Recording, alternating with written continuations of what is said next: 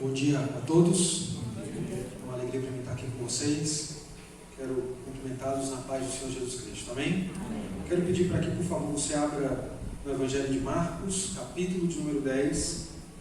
Mire aí, por favor, em Marcos, capítulo de número 10.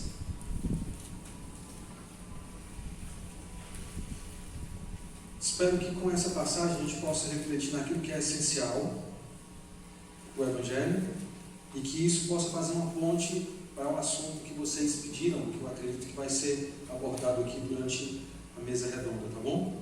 Marcos, capítulo 10. Você que encontrou Marcos, capítulo 10, eu vou ler aqui na nova versão internacional. Mire, por favor, no versículo 17. E nós não leremos sem antes nós orarmos ao Senhor, tá bom? Feche os seus olhos e vamos pedir a glória de Deus para que Ele nos abençoe. Senhor Deus, obrigado por essa manhã maravilhosa, obrigado porque estamos aqui, chegamos bem, chegamos com saúde, chegamos em segurança. Obrigado pelos amados irmãos que vieram de perto, aqui mesmo para Paracuru, daqueles que vieram de longe, Senhor Deus, seja de Fortaleza, ou do Pecém, ou talvez outra localidade. Peço em nome de Cristo que o Senhor, por favor, nos abençoe durante essa manhã, nos dando, meu Deus, da Tua Palavra, abrindo, por favor, o nosso entendimento, para que possamos realmente, Senhor Deus, compreender de modo claro aquilo que o Senhor quer comunicar. Eu pergunto o que o Senhor quer nos dizer essa manhã, Senhor. O que o Senhor quer nos falar? Peço para que o Senhor fale. Peço para que o Senhor não me permita atrapalhar a Tua obra. Peço para que o Senhor tenha misericórdia de mim e me use como instrumentalidade, Senhor Deus, para a Tua glória, para a edificação dos Teus, para a salvação dos Teus eleitos. Senhor, não me permita falar bobagem, não me permita falar inverdades, não me permita, Senhor Deus, falar algo que não esteja de acordo com a Tua Santa Palavra. Mas eu peço para que durante todo esse momento o Teu nome seja glorificado, para que Cristo possa ser pregado e que o Teu Espírito Santo possa fazer essa palavra encontrar lugar em cada coração aqui presente. E que posteriormente, depois daqui, quando isso acabar, a gente possa ver os resultados dessa mensagem na nossa vida. Quem sabe hoje mesmo, quem sabe amanhã, quem sabe próxima semana, ou quem sabe daqui a 8 meses. Mas eu te peço, por favor, que o Senhor nos presenteie com a Tua Santa Palavra, que possamos Te ouvir de modo muito claro, que não saímos com dúvida de que o Senhor falou conosco durante essa manhã. Me ajude, Senhor, e não me permita ser achado reprovado após pregar esse sermão. Nós oramos, crentes que o Senhor está nos ouvindo, pois oramos em nome de Jesus. Amém? Amém. Vamos lá, eu quero ler o versículo 17 em diante. Depois eu paro a leitura, volto e vou tentando explicar e porção por porção, tentando já fazer algumas aplicações para nós. Lá no final, vamos ver o que é que dá. Marcos 10, 17 diz o seguinte: quando Jesus ia saindo, o homem correu em sua direção e se pôs de joelhos diante dele e lhe perguntou: bom mestre, que farei para herdar a vida eterna? Respondeu-lhe Jesus: por que você me chama bom? Ninguém é bom a não ser um, que é Deus. Você conhece os mandamentos: não matarás, não adulterarás, não furtarás, não darás falso testemunho, não enganarás a ninguém, honra teu pai e tua mãe. E ele declarou: mestre, a tudo isso tenho obedecido desde a minha adolescência. Jesus olhou para ele e o amou. Falta-lhe uma coisa, disse ele: vá, venda tudo o que você possui e dê o dinheiro aos pobres, e você terá um tesouro no céu. Depois venha e siga-me. Diante disso, ele ficou abatido e afastou-se triste, porque tinha muitas riquezas. Jesus olhou ao redor e disse aos seus discípulos: como é difícil aos ricos entrar no reino de Deus. Os discípulos ficaram admirados com essas palavras, mas Jesus repetiu: filhos, como é difícil entrar no reino de Deus. É mais fácil passar um camelo pelo fundo de uma agulha do que um rico entrar no reino de Deus. Verso 26. Os discípulos ficaram perplexos e perguntavam uns aos outros: neste caso, quem pode ser salvo? Jesus olhou para eles e respondeu: para o homem é impossível, mas para Deus não. Todas as coisas são possíveis para Deus. Então Pedro começou a dizer-lhe: nós deixamos tudo para seguir-te.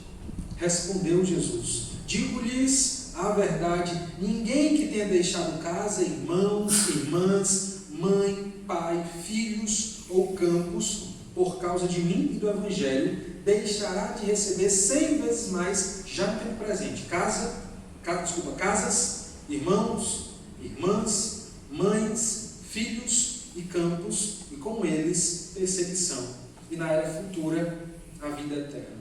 Contudo, muitos primeiros serão últimos, e os últimos serão primeiros. Amém, queridos? Amém. Vamos lá tentar ver o que o Senhor tem para nos ensinar durante essa manhã. Vou aqui começar com algo interessante, o contexto do Evangelho de Marcos. Está dizendo que Jesus estava acompanhado com crianças, e essa é uma das histórias muito interessantes.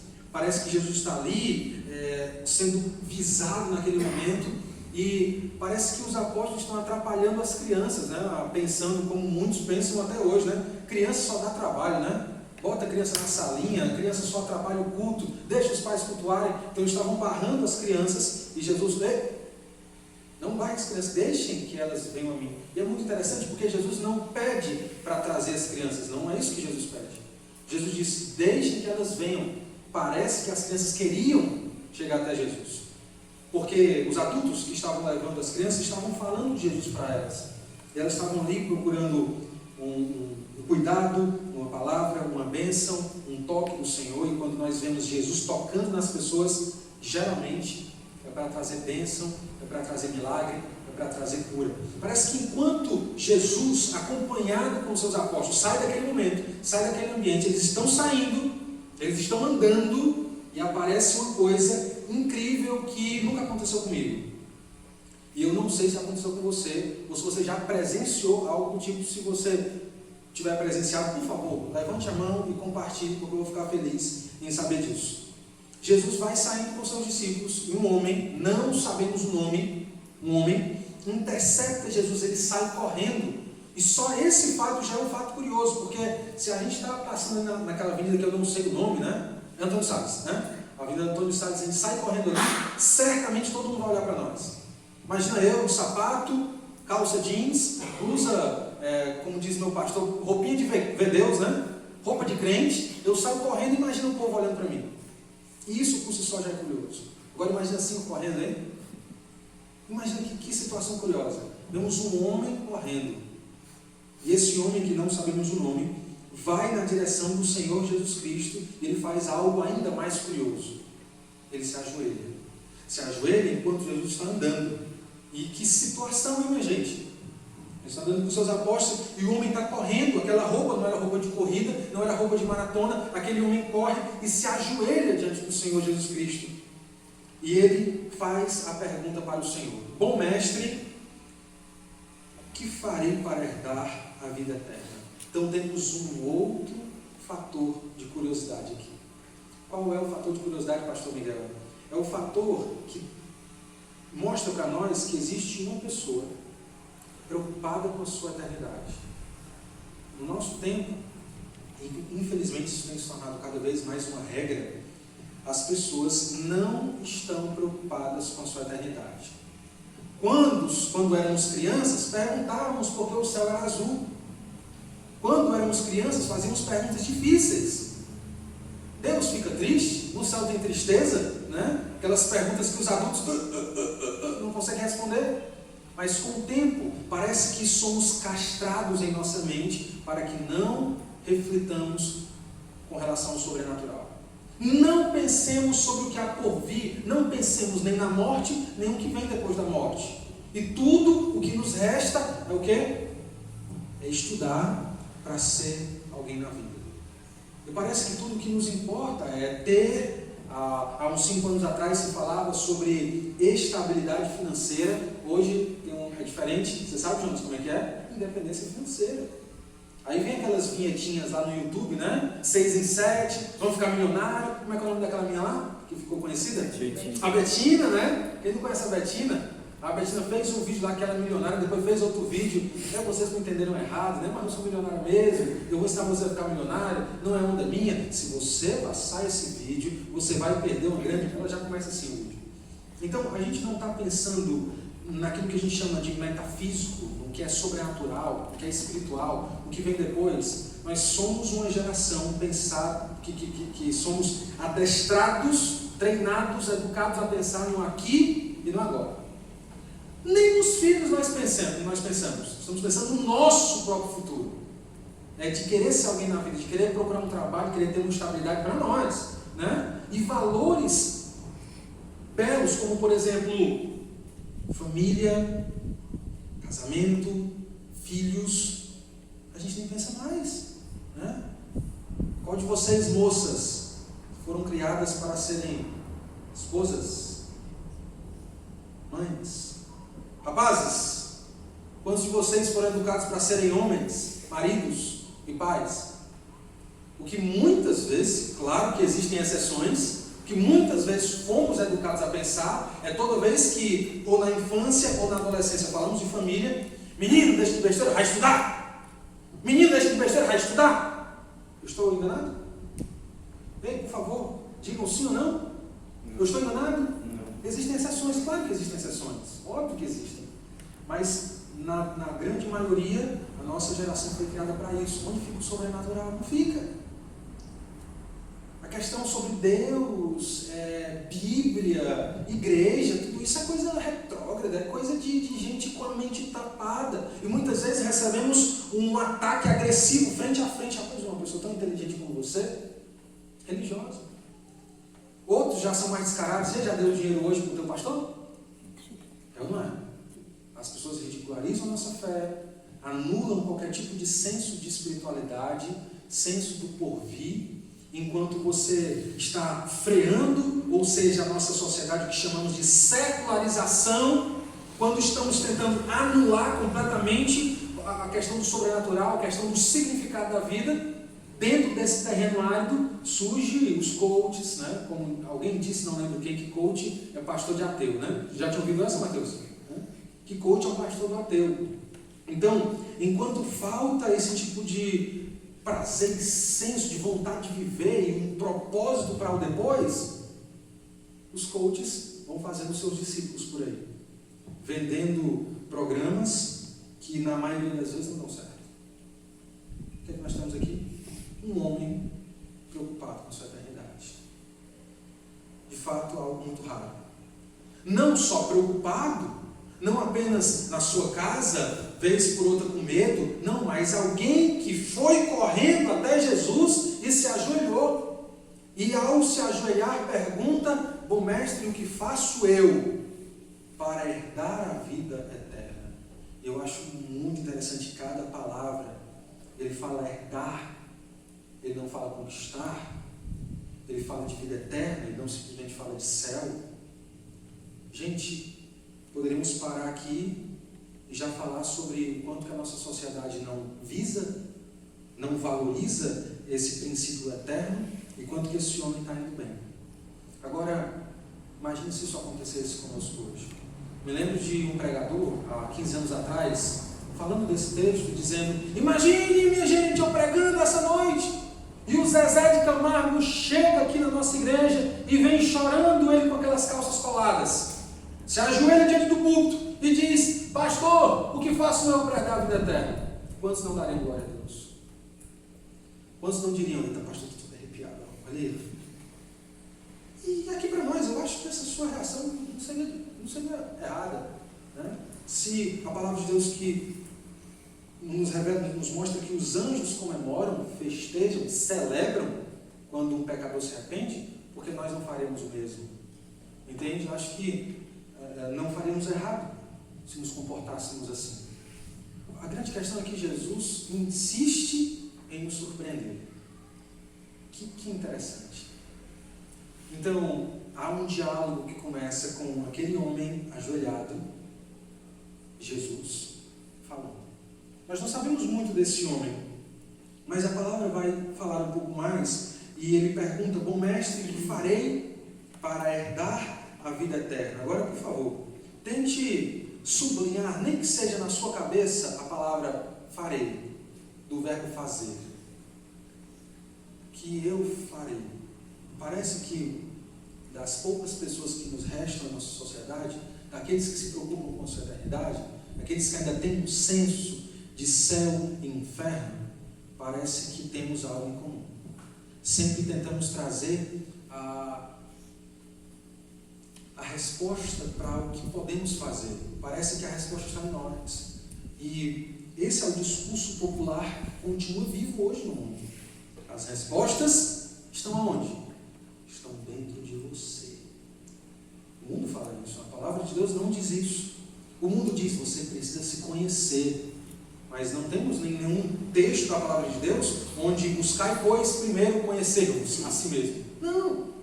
Pelo contrário, a gente tem uma ordem de que precisamos conhecer a Deus. E quando conhecemos a Deus, aí sim temos uma compreensão correta sobre nós mesmos. Alguém estuda ou trabalha na área da saúde aqui? Certo. Ninguém mais? Como é seu nome, meu querido? Eu? Isso. Pastor Hércules. Pastor Hércules. Tá bom, pastor, o nome do meu filho é Apolo. Nós temos um Aquiles lá na igreja também. Vai ser muito interessante isso aí lá. Um panteão sobralense, né? Então, pastor Hércules, pense comigo. Eu começo a sentir uma dor de cabeça forte aqui agora. Eu desmaio antes de terminar a minha pregação. E dos 3 candidatos a pastores que eu trouxe aqui comigo, nenhum tem carteira, mas o senhor tem.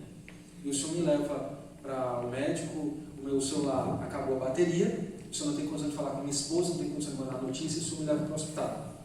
Resumo da história.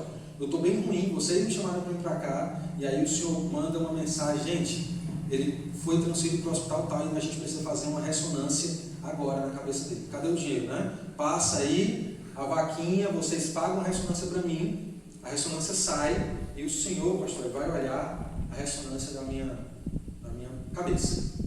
E essa ressonância foi feita em 3 Tesla. Gostou disso aí? 3 Tesla. Então, alta definição. Tudo bem direitinho. E o pastor Hércules vai olhar, vai botar a chapa no sol, é o novo, né? Vai botar a chapa no sol, vai ver tudo bem direitinho, mas não vai entender nada. Tem que trabalhar com isso.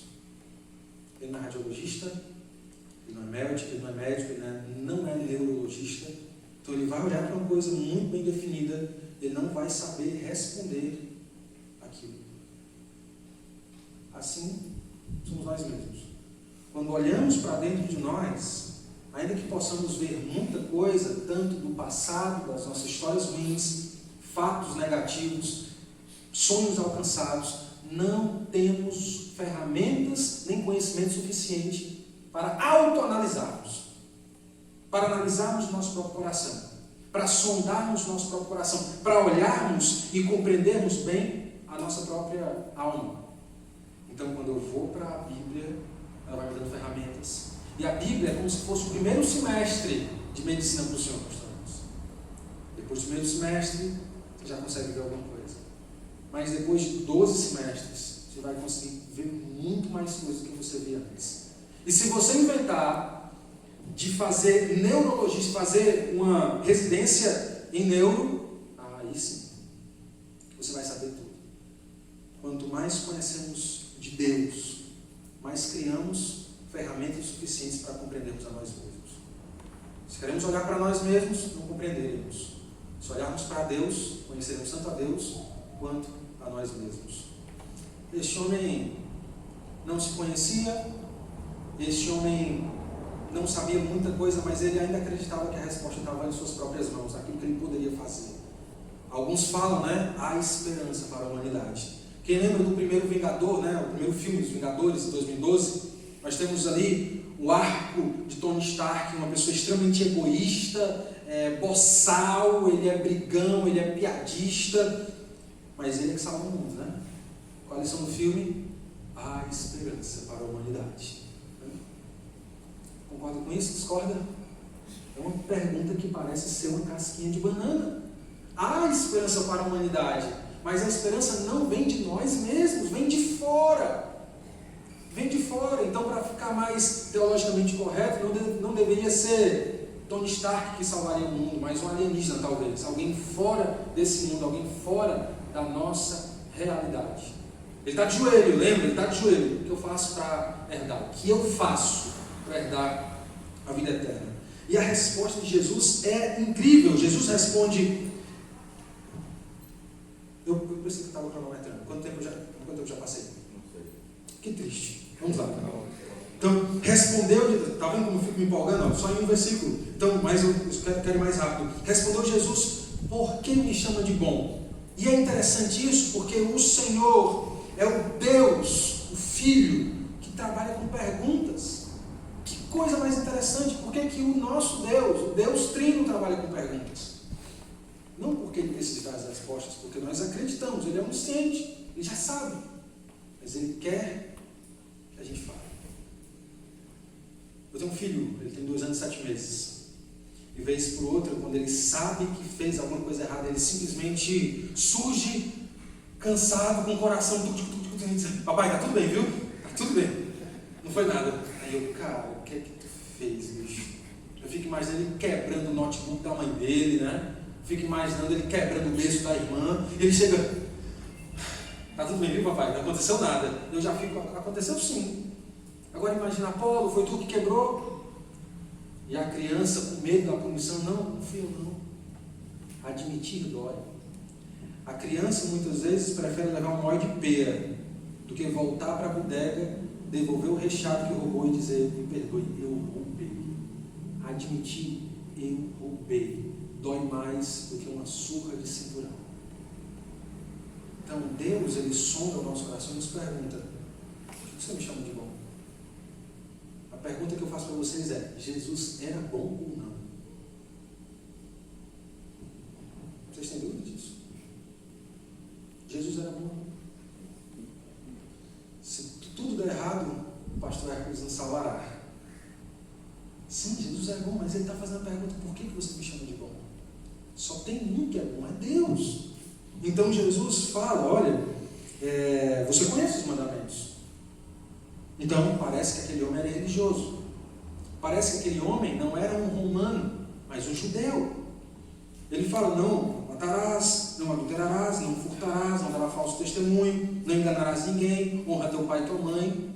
E ele declarou, mestre, a tudo isso tenho obedecido desde a minha adolescência. A pergunta que eu faço é, vamos escolher aqui. A pergunta que eu faço para o senhor, como é que é o nome do senhor? Mazinho.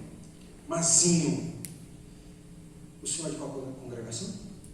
Aqui mesmo? Bíblica Batista. Tá. Irmão Mazinho, o que é que mudou?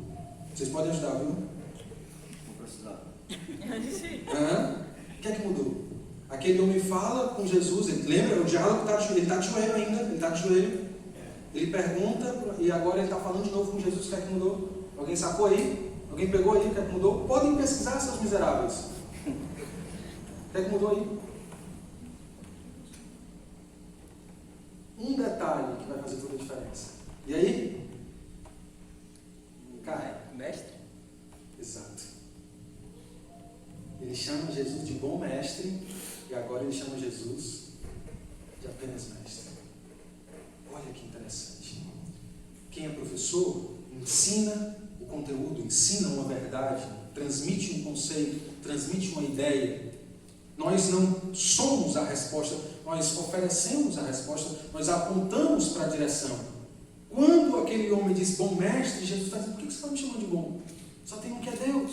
Qual era a resposta correta que este homem, que não sabemos o nome, deveria dar a Jesus? É por isso que eu estou lhe chamando de bom.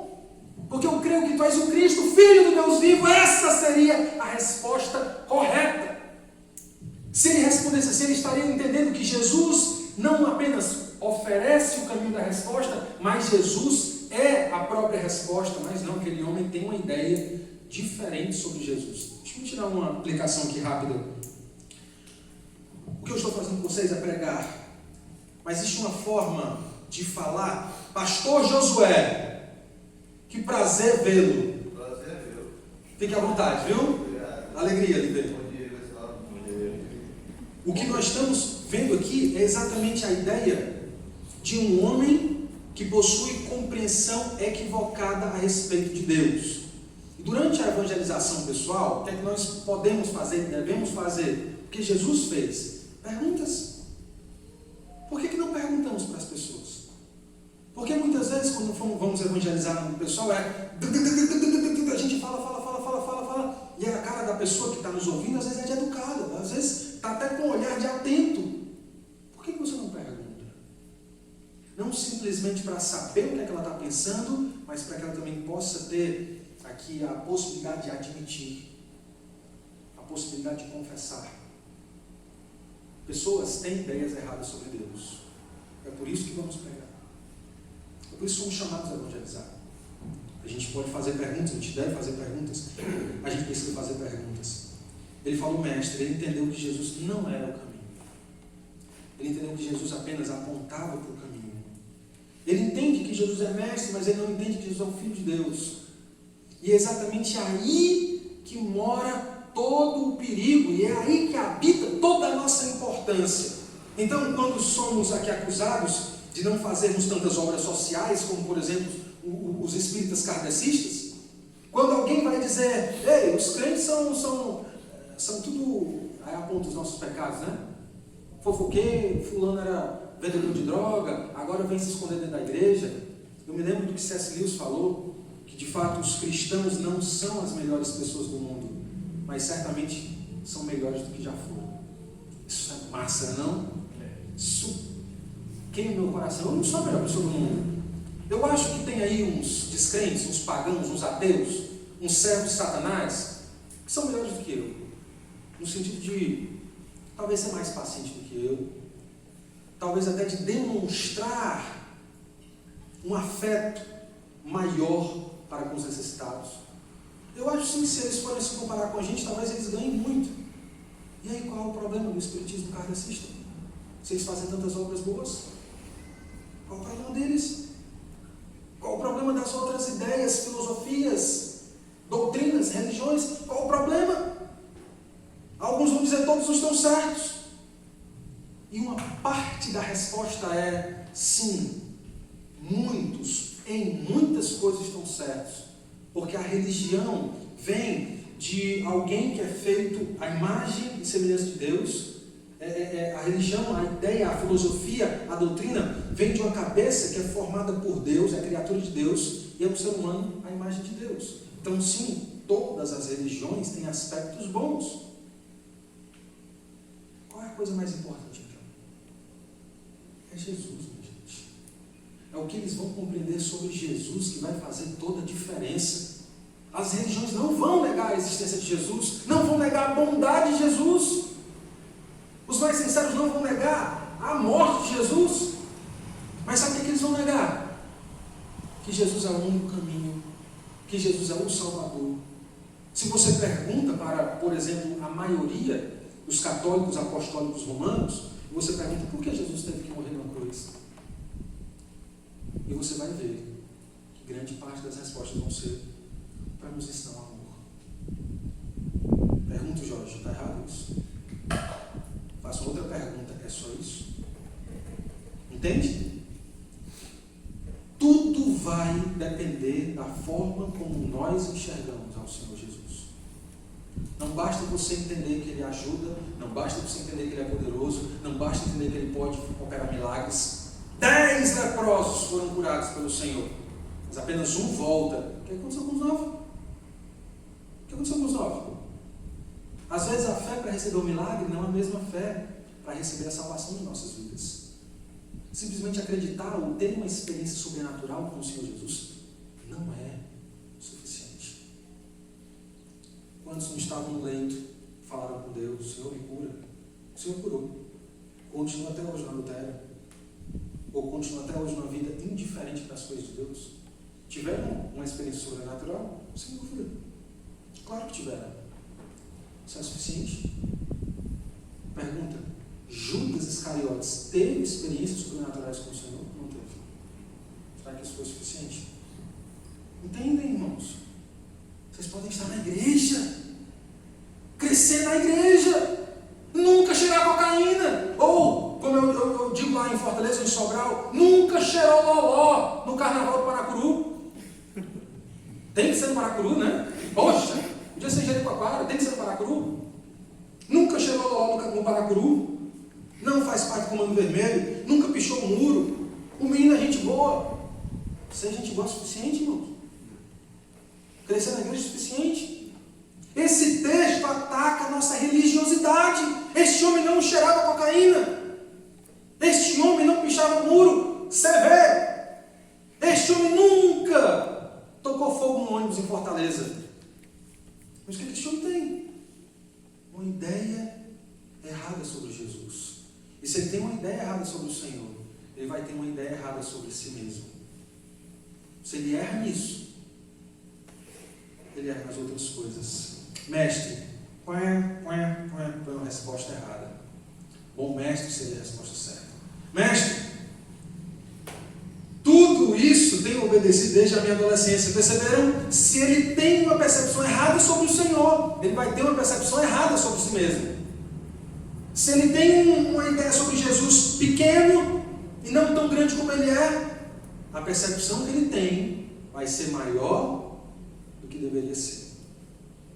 Enquanto diminuímos a Deus, aumentamos a nós mesmos. Quando roubamos o crédito de Deus, tentamos esconder esse crédito na nossa própria conta. Eu já faço isso desde pequeno. Não roubo. Quantas vezes você na evangelização, a pessoa não responde exatamente assim? Eu não sou pecador, não, eu não roubo. Eu não mato. Eu não faço mal a ninguém. E as pessoas estão concentradas em comparar a moralidade com a moralidade do próximo. Eu já respondi quanto a isso. E se você fosse comparar, então, eu faço isso, mas e fulano que faz isso e isso? Eu faço isso e isso, mas a fulana que faz isso e aquilo. De modo que se fôssemos nos comparar uns com os outros, sempre vamos encontrar pessoas piores do que nós. Sempre. Acredite se você quiser, eu trabalhei 5 anos com presidiários. E tinha isso dentro do presídio. Para quem acha que presidiário já sabe que está errado, é você que está errado. Você precisa conhecer o presidiário. Não, eu só roubei. E o fulano que roubou e matou? Eu roubei e matei uma vez, mas o fulano que roubou, matou e ainda bateu na mãe? Não, eu roubei, matei, bati na minha mãe, mas o fulano que estuprou uma criança. E eles sempre vão querer derrubar o próximo para se achar menos piores. Em outras palavras, estão querendo anular o sentimento de culpa. Que terrível, que triste. Ele enxergava ruim a Jesus, ele tinha uma falsa teologia, uma ideia equivocada sobre o Senhor, tinha também uma ideia equivocada sobre si mesmo. Jesus olhou para ele e o amou. E este homem está ainda de joelhos. O olhar de Jesus foi assim. E essa palavra, amou, é muito importante. Porque nós estamos vendo que durante esse evangelismo, não somente Jesus estava ativa, mas as suas afeições também. Talvez essa seja uma das nossas dificuldades. Tentar equilibrar a mente e o coração durante a evangelização. O quanto que eu sei, o quanto que a minha doutrina está correta, mas também o quanto que eu me importo com o próximo, o quanto que eu gemo, o quanto que as minhas entranhas doem por causa da situação do meu próximo. Jesus olhando, o amou. E quem duvida? Se ele foi o que mais amou. Faltaria uma coisa. Bem, Jesus está respondendo porque aquele homem foi procurar ajuda. Porque aquele homem foi procurar respostas. Jesus fala, te falta uma coisa. Parece que Jesus está dizendo, você não viu bem, você não viu tudo, está faltando uma coisa para você brincar. Você passou o olho direto aqui por esse detalhe. Deixa eu ressaltar esse detalhe aqui. Te faltou uma coisa. Vai, venda tudo o que você possui e dê o dinheiro aos pobres. E você terá um tesouro no céu. Depois vem em seguida. Os mandamentos podem ser resumidos em amar a Deus com tudo que temos, com tudo que somos, e amar ao próximo como a nós mesmos. A lei pode ser resumida em amor. E olha que interessante, o homem que se gaba de amor, o homem que se gaba de seguir os mandamentos, é o homem que precisa de amor. Ele, enquanto está buscando a lei, não compreendeu nada do que a lei tem para oferecer para ele. Porque o resumo da lei é o amor. E Jesus, o amando, ou seja, aquele que consegue cumprir toda a lei, é o que tem autoridade para dizer onde não cumprimos a lei. Então, Jesus fala para aquele homem, está te faltando uma coisa, vai e vende, porque na verdade tudo que você ama são suas riquezas. Sim, você quer a eternidade. Sim, você anseia pelo sobrenatural. Sim, você veio para cá se ajoelhar e me buscar, pedir respostas. Mas tem mesma coisa está te atrapalhando. O teu amor aos teus bens está te atrapalhando. Parece que não sabemos muito ainda, mas o que a palavra do Senhor vai dizer é que ele ficou abatido e afastou-se triste porque tinha muitas riquezas. Vamos começar pelo final. Descobrimos que aquele homem era rico. Um jovem rico. Não um homem de 60 anos. Não um homem de 70 anos. Mas uma idade menor do que isso. Jesus fala, te livra daquilo que te derruba. E o problema não é ser rico. O problema não é fazer greve para ganhar menos. Né? Não é essa a questão. Não tem lógica isso. A ideia é até que ponto o teu coração está nisso. A ideia é até que ponto o teu coração está nas coisas aqui da terra. Até que ponto você ama de modo que te prenda. Me permita contar um breve e rápido testemunho. Eu queria ser qualquer coisa na minha vida, menos pastor. Eu queria ser qualquer coisa na minha vida, menos missionário, cara da obra, gente que vive do dia dos crentes. Eu queria ser qualquer coisa, menos isso. Menos isso. Menos isso. Mas também tinha um problema. Eu não queria me sair da cidade de onde eu tinha morado a vida inteira, da relação com os meus pais, meus irmãos, a minha igreja. Eu amava tanto aquilo que eu vivia, que eu achava que eu não estava pronto para abandonar aquilo. Estava apegado. Isso foi bandas de 2009, tá bom? E até que o Senhor foi transformando, e como eu disse que o testemunho é rápido, não vai dar para contar a história toda, mas como o Senhor foi quebrando aqui, quebrando acolá, lixando aqui, lixando ali, refazendo, quebrando, o oleiro, ele tem toda a autoridade, né? E eu só apenas barro em suas mãos, ele foi quebrando. Eu tinha uma ideia, bem adolescente, ainda bem jovem, eu falei assim, e se Deus me tirar meus pais? E se Deus me tirar meus amigos?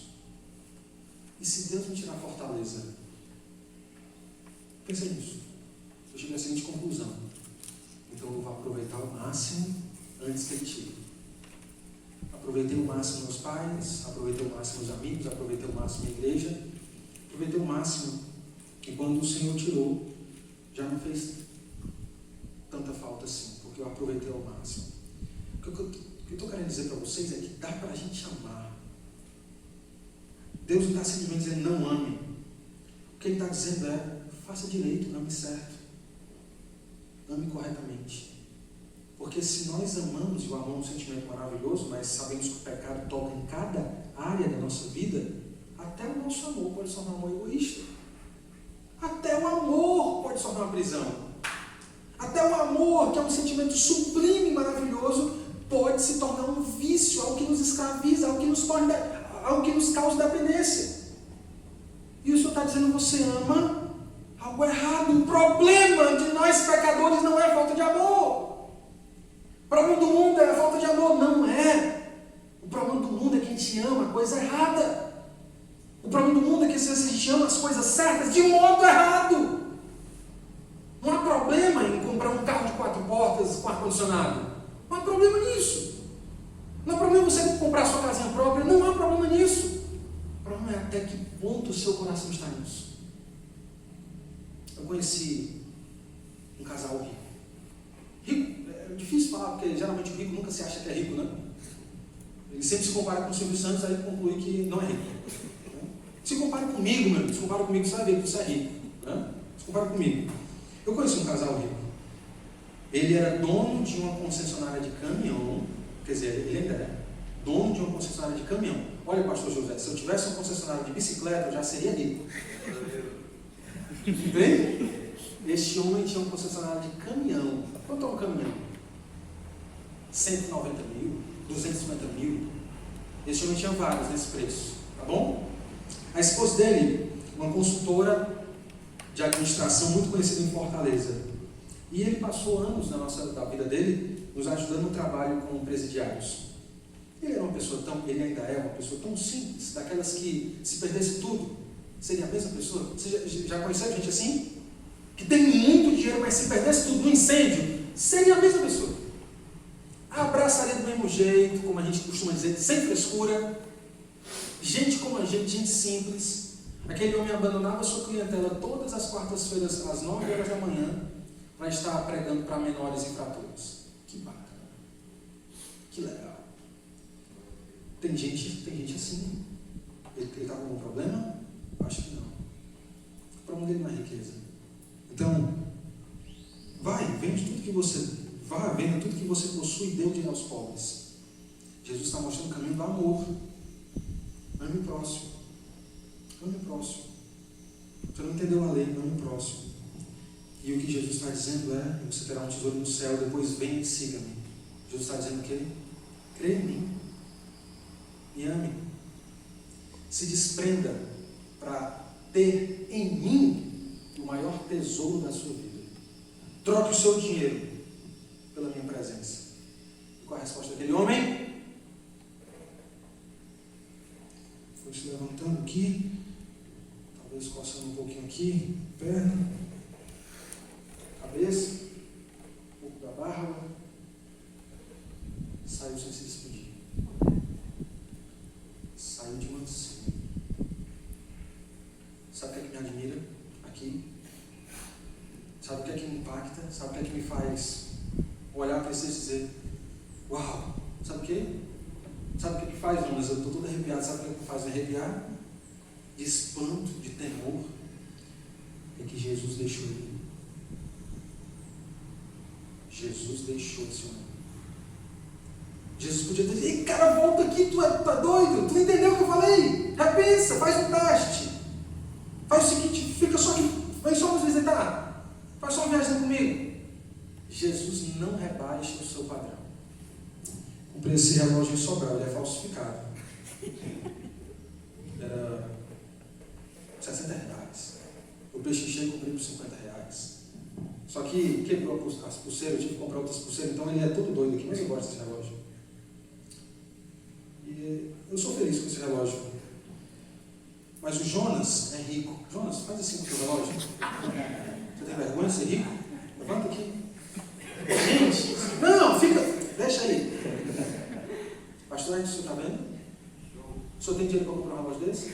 Se tiver, compra para mim. Deixa eu ganhar esse presente.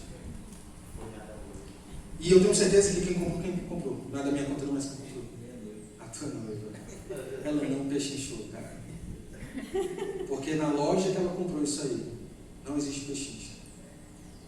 É tanto. E se você quiser, compra. Se não quiser, compra. O evangelho é uma mercadoria caríssima. Me permita utilizar esse termo com carinho, mercadoria, tá bom? Não quero ofender ninguém, não. Mas é muito valioso. Jesus não é um camelô que vende relógio falsificado. Jesus não pechincha, Jesus não... Pense 40, tá bom? Nem eu nem tu, pronto, foi. A porta é estreita, sim. O caminho é estreito, sim. E Jesus não vai alargar aquilo que é estreito. Jesus coloca as condições. Você quis saber sobre a eternidade? Eu te respondo sobre a eternidade. Você entende que eu tenho para te oferecer e eu estou te oferecendo. Preste bem atenção no que eu estou falando.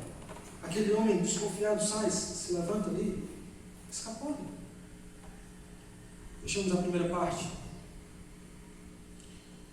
Ele ficou abatido. Ele se afastou triste, é o que nos diz a palavra do Senhor.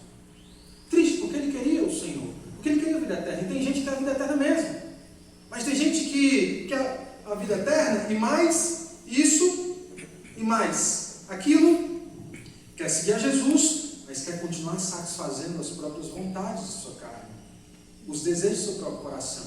E entendem Jesus apenas como uma muleta que vai te ajudar a conquistar os seus próprios sonhos. Mas não.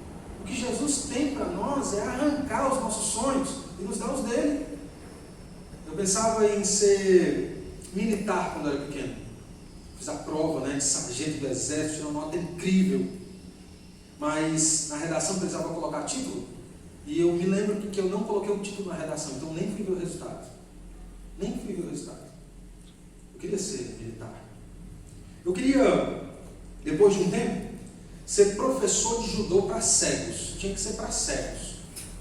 Então eu entrei no judô, ganhava campeonatos, fiquei brilhante. Todos os campeonatos que eu ia tirava medalha. E aí eu sofri um acidente no judô, por arrogância. Os meus tendões aqui, os meus ligamentos foram para o brejo. Coloquei 3 parafusos. Depois Eu tive um outro problema no ombro direito, coloquei 3 parafusos. Depois eu tive outro problema no ombro esquerdo, botei mais 3 parafusos. Sim. Eu sou o Tony Stark. Entende? Então, a ideia é que... Gostou, Matheus? Ficou bom? Dá um time legal? Obrigado. Então, a ideia é que, quando a última vez que eu me machuquei, eu senti os parafusos rasgando tudo por dentro aqui. Foi uma dor terrível, mas muito pior foi a dor na minha alma. Eu falei assim, Deus, o Senhor destruiu todos os meus sonhos. Amém. Só me dá força. Me mostra os teus. Posso dizer para vocês, sem dúvida, sem medo de ser feliz. Não existe outra coisa melhor na minha vida para fazer. Amo o que faço. Faço o que amo. E Deus ainda me deu a graça de colocar todo dia a comida dentro de casa com aquilo que eu faço. Não é muito. Mas como tem sido bom, não troco isso por nada. Não troco isso por nada. E eu acho que pela fé poderei sim, se o Senhor me permitir viver trancos e barrancos na minha vida, guardar a minha fé, completar a carreira, combater o bom combate, e no leito estar inspirando, incentivando e encorajando os jovens a seguir o mesmo caminho, porque Jesus veio para mim, me oferecendo uma cruz. Ele não veio me oferecer outra coisa, ele me ofereceu uma cruz. Ele disse, se você quer ver a glória, a porta é a cruz. Negue-se a si mesmo, tome sua cruz, me siga.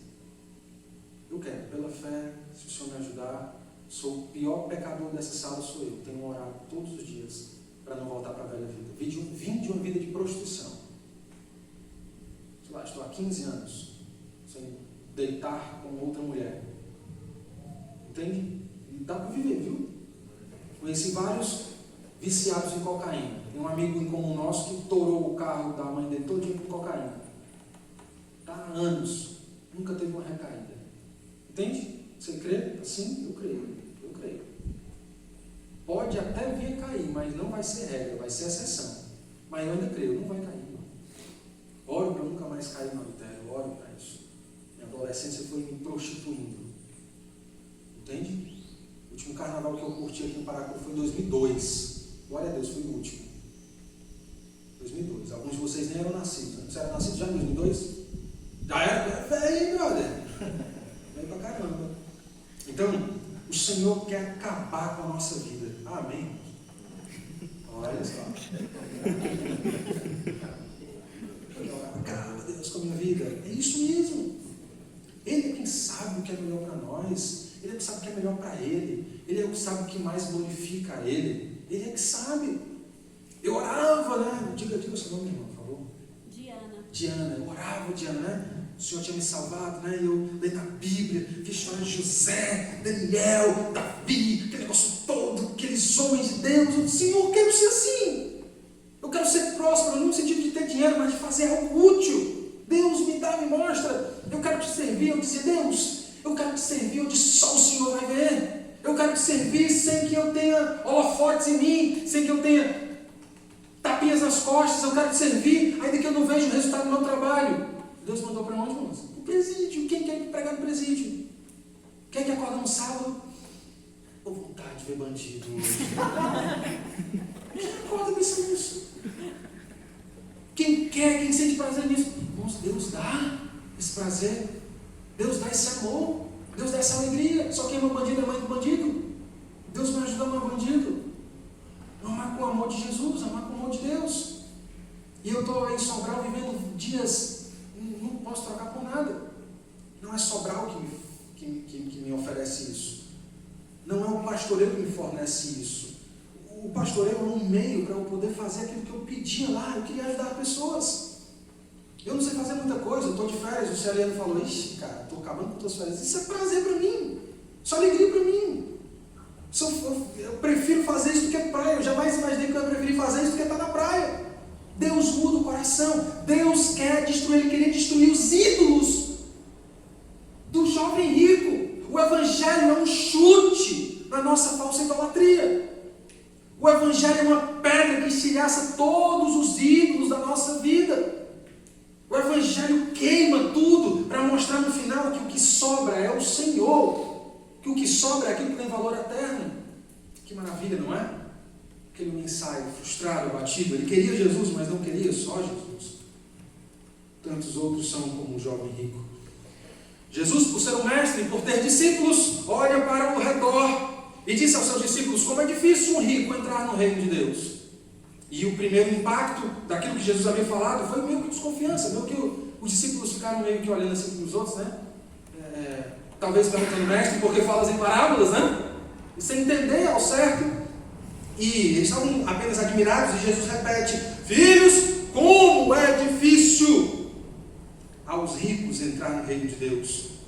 Então, enquanto os discípulos aqui ficam admirados, agora eles ficam perplexos. É mais fácil passar um camelo pelo fundo de uma agulha que um rico entrar no reino de Deus. Eles estão perplexos. Eles estão admirados no sentido mais louco possível, cheio de pontos de interrogação e de exclamação juntos. Eles estavam assim, valente meu Senhor. É como se eles estivessem falando isso.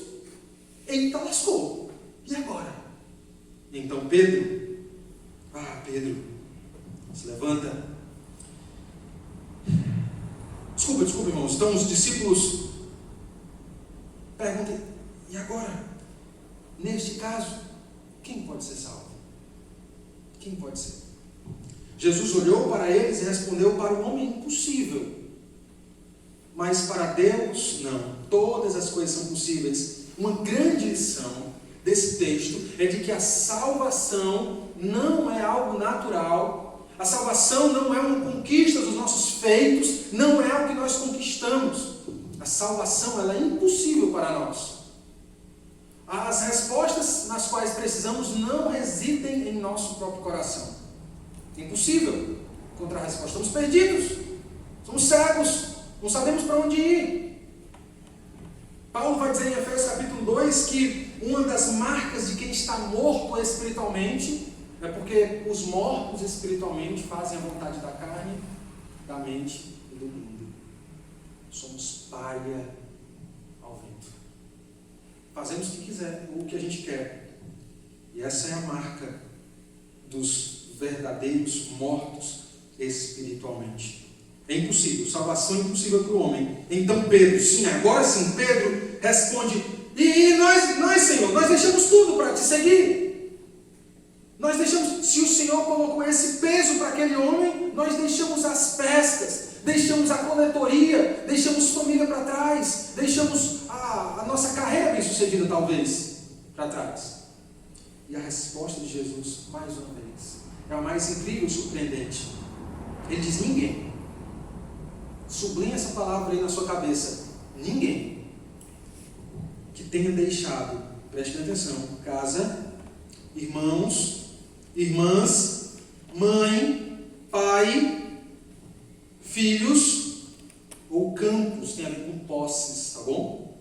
Ou campos, olha só que coisa maravilhosa, por causa de mim e do Evangelho, deixará de receber 100 vezes mais, já no tempo presente, olha só, casas, plural, irmãos, irmãs, mães, que interessante isso, mães, filhos, campos, olha o que a gente recebe também nessa vida, perseguição. E na vida eterna, no futuro, a vida eterna. O que Jesus está dizendo para a gente, irmãos, eu sei que está calor. Peço para que você tenha fé, tá bom? Essa fornalha ardente. Tenha fé. Seguir a Jesus exige de nós um custo. É de graça, salvação é de graça. E ao mesmo tempo, nos exige tudo. De modo que se a gente não estiver disposto a deixar tudo para trás, então não estamos qualificados para sermos identificados como discípulos de Jesus Cristo. Isso é uma palavra principalmente aos que compõem, aqueles que frequentam a igreja. Irmãos, quero educar os meus filhos no caminho do Senhor, mas não posso salvá-los. Posso ensinar João 3,16 para eles. Posso ensiná-los a orar. Posso levá-los para o culto. Falar que o louvor é importante. mostrar que o ensino de Jesus é importante, mas eu não posso tocar no coração dos meus filhos. Olhe para que ele seja um pastor. Estou criando para ser um pastor, mas eu não sei. Se tudo der errado, ele vai ser médico. Se tudo der errado mesmo, ele vai ser advogado, né? Tudo deu errado. Que é psicólogo. Aí ele sofreu um acidente, bateu a cabeça, aí virou psicólogo, né? Então, brincadeiras à parte, irmãos, eu não sei o que é que vai ser deles. Todos os dias, eu e a mãezinha dele oramos por eles. O Apolo e pela Naime. Todos os dias, meu Senhor, salva eles. Salva desse mundo corrupto, Senhor. Que ele seja como Samuel, ouçam a tua voz e te obedeçam desde pequeno. Não para simplesmente os meus filhos serem livrados das injustiças do mundo. Não é só por isso não. Para que o nome de Deus seja glorificado na vida deles desde pequeno. Irmãos, eu nasci com um pai e com a mãe dentro de casa, tá certo? Estão casados até hoje. Eu tenho 30 anos de idade. Se os meus pais se separassem hoje, eu teria várias crises. Eu moro em outra cidade, eu tenho uma família, sou um homem feito. Eu choraria por dias se meus pais se divorciassem. Eu nunca falei para o meu irmão, Vitor, como é que é ter um pai drogado, hein? Tenho tanta vontade de ter um pai drogado, eu nunca tive essa conversa com ele. Parece ridículo, calma, vou chegar onde eu quero chegar. Eu nunca tive uma mãe de uma facção criminosa, seria tão bom, né? Uma mãe presidiária que manda matar pessoas queimadas, sufocadas por pneu de carro. Eu nunca tive uma conversa dessa com o meu irmão. Cara, como é que deve ser um pai batendo na mãe embriagado? Eu tenho essa curiosidade. Né? Ninguém tem essa conversa estúpida, ridícula, idiota, ninguém. Mas tem gente que nasce na igreja, cresce na igreja e fica com essa curiosidade. Eu quero conhecer o mundo, deixa de ser idiota. E é exatamente isso que faz a incredulidade dos pais idiotas. A incredulidade dos pais amanece, faz querer almejar coisas tolas, faz querer experimentarmos a alfarroba dos porcos para saber que gosto tem. O pecado não tem sentido, é ilógico. É isso que é. A fé que nos traz a sanidade, a fé que nos traz uma boa noção sobre a vida. A pessoa nasce na igreja, eu vou me prostituir para saber o que é bom. Não, você faz isso porque você não ama Deus e nunca amou. Nunca amou. Porque quando a gente ama os nossos pais, eu não fico com inveja de um filho que tem um pai drogado. Porque eu amo. Quando nós amamos o nosso Pai Celestial, não ficamos para querer saber como é que é ser filho de Satanás. Isso nem nos passa pela cabeça. Isso nem nos passa pela cabeça. Tão pouco dominar os nossos pensamentos. O Senhor destrói a nossa vida e o Senhor diz, exige de vocês um custo. Desapeguem, abram a mão para tudo que existe de importante para vocês. Ainda que sejam coisas boas. Jesus não está apenas me pedindo para abandonar a cocaína. Jesus não está me pedindo apenas para abandonar a prostituição. Jesus está pedindo para que eu ame mais a Ele do que a meus pais. Jesus está pedindo e mandando para que eu ame mais a Ele do que aos meus amigos. Dentre as coisas belas, Jesus é o mais belo. Dentre as coisas valiosas, Jesus é o meu valor absoluto. Quem encontra o reino, encontra um tesouro escondido, um terreno. Volta, vende tudo que conquistou por toda a sua vida para adquirir aquele terreno. O Evangelho, o reino, o Salvador, o perdão dos pecados, a paz com Deus, a fé, são coisas que podemos trocar tudo do mundo por isso. E sim, ainda faremos um excelente negócio. Aqueles que abandonam tudo para trás por causa de Jesus e por causa do seu Evangelho, vão encontrar nessa vida, hoje, nessa vida, 100 vezes mais pais, mães, irmãos, irmãs, filhos, casas, perseguição também, no futuro da vida eterna. Eu acabo o meu sermão em Sobral, eu vou passando pelo corredor, e o presbítero Sebastião, de 80 anos, me intercepta no meio do corredor e diz o seguinte: Pastor Miguel, você é como um pai para mim. Como assim? Por que não? Porque o que você fala eu recebo como autoridade do meu pai, que você cuida de mim. O presbítero Sebastião, o pai dele o abandonou quando ele tinha 12 anos, ele teve que se tornar o homem da casa. Eu tenho idade para ser neto dele. Como é que eu posso ser pai dele? Porque porque o Senhor faz isso, essas coisas maravilhosas acontecerem. Nós somos chamados a termos pais e mães, termos filhos e filhas pela fé. Filhos que podem ser mais velhos do que nós. Filhos e filhas 100 vezes mais. Casas. Gente, isso é o que ele está dizendo, isso é a igreja.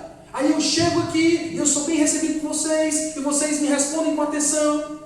Eu chego numa cidade que não é a minha cidade, e sou bem tratado. E o Celiano, que já tem bem uns 5 anos que eu não vejo ele, me trata bem. Que história é essa? Isso é sobrenatural. Isso é a igreja de Jesus. Isso é a comunidade de discípulos. A igreja cristã evangélica, a igreja Assembleia de Deus, do pastor Josué, e a igreja fundamentalista, Cristo a Vida, do PECEM. E que história é essa? A igreja batista do Henrique Jorge, a igreja batista Filadélfia. Por que temos esse contato? Porque temos um vínculo do amor produzido pelo Espírito Santo.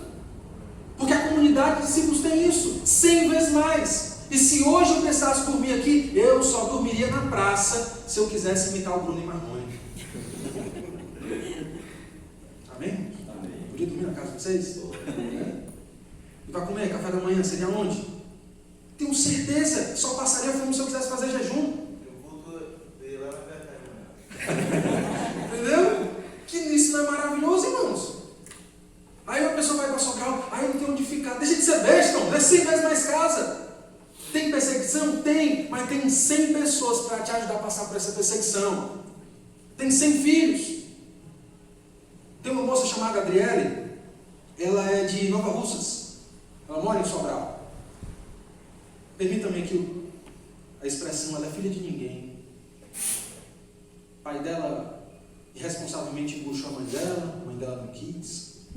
O pai dela ausente, ela é a madrinha, chama para criar, a madrinha meio que abandona, quem cuida dela, os pais da madrinha. Uma vira-lata, né, irmão? Sem coleira. E aí encontra a minha pessoa, a pessoa da minha esposa, um pai, uma mãe, e ao mesmo tempo irmã mais nova. Os meus filhos começam a se tornar sobrinhos para ela. Aí ela quer casar e a gente tem uma orientação lá em Sobral. Rapaz, você tem condição de alugar pelo menos kitnet? Tenho não, então não comece nada. Não compre nem flores, compre nem chocolate. Tem? Então não vai em casa, mano. Deixa de ser besta. Até um homem feito. Vai perder tempo? Já conhece a menina, já conhece os talentos da menina. Aí a minha esposa falou, Miguel, e se quiserem casar com a André, tem que falar com quem? Ei, irmão, sem arrogância nenhuma, eu falei, tem que falar comigo. Sem querer me achar, sem querer, pastor, ser dono do rebanho. Não é isso, irmãos, não é isso. Não é querer ser proprietário de ninguém, nós não somos proprietários de ninguém, o Senhor é. Mas eu falei, tem que falar comigo. Só a criatura mais parecida com o pai que ela teve, adivinha? O rapaz foi falar comigo. Sabe a minha opinião? Aí eu chego em Sobral, onde eu não tenho pai, nem mãe, nem irmãos, onde meus filhos estão crescendo sem primos, sem sobrinhos, sem seus avós. A gente encontra lá avós para meus filhos, mães espirituais para mim, pais. Que maravilha, irmãos. Isso aqui é Cristo. É trocar o pão dormido de 3 dias por um panetone de chocolate que só Jesus pode dar. Seguir a Jesus é trocar um chilito pelo pão da vida que sacia. É trocar uma Coca-Cola sem gás e quente por uma água gelada de trincar o dente e congelar a cabeça. E a gente não bem devagarzinho. O que eu quero dizer para vocês é que Jesus nos satisfaz com relação à eternidade, com relação a nós mesmos, com relação ao próximo. E tudo de ruim que a gente está vendo nesse mundo, faça o teste. Tem a ver com o problema com Deus, com nós mesmos e com o próximo. Pegue bullying, pegue depressão. Conheço uma penca de gente com depressão. Paulo vai dizer, pense em tudo que é verdadeiro. Pessoa com depressiva, a pessoa que é depressiva. Eu não presto. A minha vida não vale nada. Ninguém me ama. Olha, em quanto tempo? 3 mentiras! 3 mentiras! 3 mentiras, irmãos! Você está deixando a mentira habitar em sua vida e forjar o seu caráter. Deus te ama. A sua vida tem sentido. E Jesus Cristo veio para te resgatar. O Senhor está dando salvação para a gente, irmãos, como dizia Schaeffer, não simplesmente uma salvação para a eternidade, mas algo que começa agora. A vida eterna começa agora. A vida eterna é conhecer a Deus. Isso começa agora, irmãos. Não começa só depois que o nosso coração para. Jesus traz a esperança. Este mundo doente, este mundo choroso, este mundo cheio de sofrência, este mundo cético, este mundo piadista, bando de infelizes, bando de gente superficial. Eu falo com misericórdia no coração. Abandonei meus pais, abandonei meu emprego em Fortaleza, ganhei 100 vezes mais. Posso garantir isso para vocês. Ganhei 100 vezes mais. Muita perseguição. Nunca expulsei um demônio na vida. Não estou com pressa. Eu cheguei em Sobral, 3 dias sonhando com um demônio. Nunca aconteceu isso na minha vida, irmãos. 3 dias, último dia, a cama amanheceu toda molhada. Eu falei, pronto, fiz pipi na cama. Não foi pipi, era suor mesmo. Pesadelo comigo, pesadelo com minha esposa. Às vezes pesadelo do meu filho. É luta espiritual. Mas tem 100 pessoas para orar por nós. Não é legal isso? Para jejuar por nós. Chorar conosco. Que vida, irmãos. Uma das coisas que mais matam as pessoas, desculpa, uma das coisas que mais influenciam pessoas ao suicídio é a solidão. Cadê a solidão aqui? Cadê a solidão aqui? As pessoas se matam por bullying. Como é que é bullying na igreja? Não tem bullying na igreja. O máximo que a gente bota na igreja é um apelidozinho carinhoso. Não tem bullying na igreja. Ninguém bota o pé aqui para as pessoas. Ninguém machuca o nariz de ninguém. Ninguém rouba o celular para fazer. Cadê o bullying na igreja? Não mostra onde está o bullying na igreja. Somos pecadores, mas cadê o bullying na igreja? As pessoas têm problema com drogas, aí se matam. As pessoas chegam com problemas com drogas na igreja, se libertam. Que história é essa, irmãos? Estou aqui, um amigo meu pregando, Adelmo pregando, eu aqui, como o Celiano está aqui, aí, pastor, o fulano está me chamando ali, fulano está com pressão 23 por não sei das quantas, entendo da saúde, mas não sei que é grande, né? Desse jeito, com um ataque de pânico, e preocupado e suando feito um porco, com uma crise de abstinência, talvez uma overdose. Eu quero sair dessa vida. Só subimos numa sala de criança, eu falo do Evangelho, eu oro 1, 2, 3 vezes, falo do Evangelho, pergunto o que é que te impede, meu amigo, de abandonar tudo para seguir a Jesus. Eu não estou preparado. Mas eu quero me preparar. Aquele homem perde 9 quilos. Aquele homem não falta mais o culto, recebe a Bíblia de presente, não para suas leituras, em pouco tempo confessa o nome do Senhor Jesus, é batizado. Um amigo dele com depressão, também na cocaína, liga, cara, estou mal, estou com um pensamento ruim. Ele, pastor, vamos visitar fulano e tal. Posso? Não, cara, só posso segunda, mas vai lá tu e fala de Jesus. Ele foi. Uma quinta-feira. Na sexta-feira, esse amigo manda mensagem para ele, cara, obrigado por ter vindo, valeu por ter vindo aqui, cara, estou bem melhor. No sábado, aquele homem põe uma corda no pescoço e se enforca. Mas a família vem a tempo, corta uma corda.